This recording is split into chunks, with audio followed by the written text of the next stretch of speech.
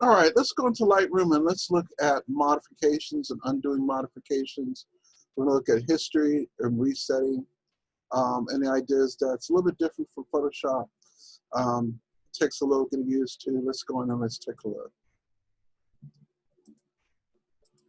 So here I am inside of this document that we just edited. And over on the left, I want to direct your attention to the history. And so I can step through this history and I can go through all the modifications that I've made by just clicking through the document and clicking through that history. If I start at the bottom and work my way up, this is when I first imported the photo.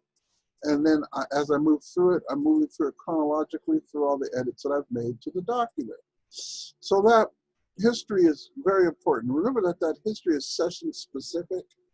So if I get to a certain point, I like where I'm at and I want to modify it, I can go back to a certain point in my document. Notice that it even has the snapshots and the reset inside of there. So let's say that I go in and I make a modification.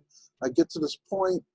Anytime I'm editing in Lightroom, I can always go back and I can click the reset button, and that will just drop off all the edits that I've made at that point in time. So I have the ability to create snapshots, I have the ability to synchronize, I have the ability to reset, I have the ability to move through history.